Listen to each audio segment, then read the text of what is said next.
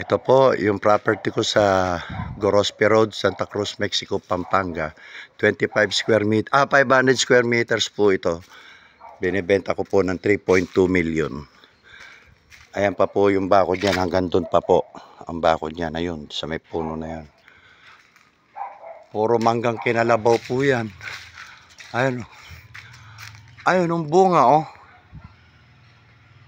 Ayan, dinamulag yan. Tatlo yan, may avocado ako dito. May buko din ako doon. Ito yung kwarto. Di pa natapos pero mas malaki ang gastos nito pag pinatapos ko. Siyempre, ang pagbinenta ko mas malaki.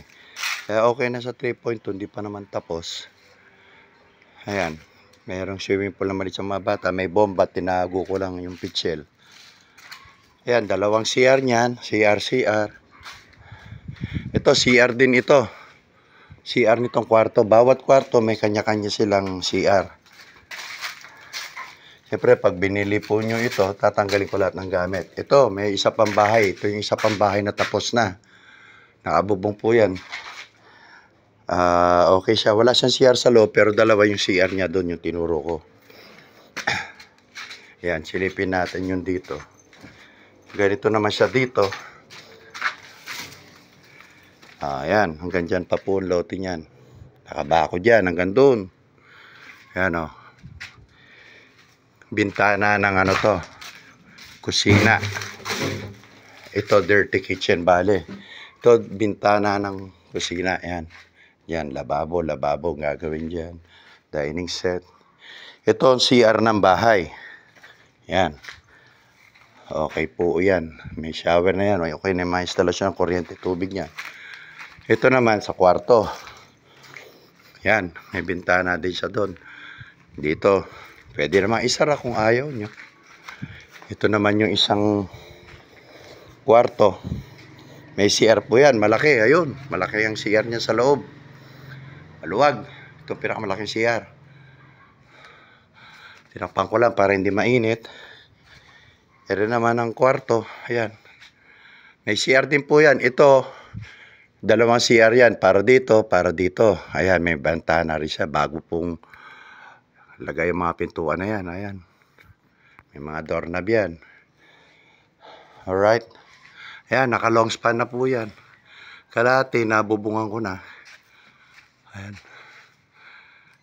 Ngayon, pag pinabubungan ko kasing buo, tataas na naman sa 3.2 million yan. Abot na tayong mga 3.3 or 3.4.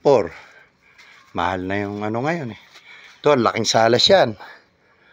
Ito naman yung dito. Terrace naman yung dito. Nakabakod na rin ang harapan yan. Ayan. Ito si pare kong amin. Siyang gumawa nitong bahay. Si engineer. Ito, ang terrace yan, malaki. May mga gripo din yan doon. Gripo yun. Tapos, ayan, may gripo din dyan. Tapos, nandun yung pinaka main, yung gate valve. Ayan pa yung pader.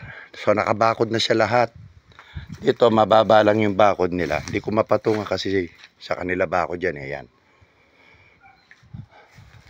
Dati mataas yung bakod na yan. Kaso, sobrang taas nitong pinatambak ko. Kaya, naiwan yung bakod nila. Yan, mangga pa more. 2 puno pa na mangga yan. May guyabano, may ano. Pwede nyo rin patayin yan. Siyempre, pagka sa inyo na itong bahay. You can do whatever you like. May saging doon, may mga saging pa doon. Yung pintuan, hindi fix, siyempre. Dahil medyo kinapos ako sa budget ng araw. Kaya hindi ko na napatapos. Ayan, napabakura ko yan. May ilaw dito. Ayan yung metro. Sa kuryente, sa tubig. Ayan po. O, ayan, may buko pa. Ngayon, hanggang dito, ang dulo ng bakod ko. Ayan. Yan, hanggang dyan. Diretso na yan, hanggang doon.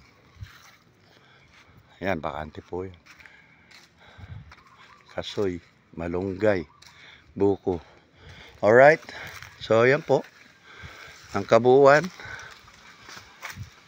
Okay. So, interesado po, please PM me. Facebook ko po. Popost ko to. Or you can call my number. Bye.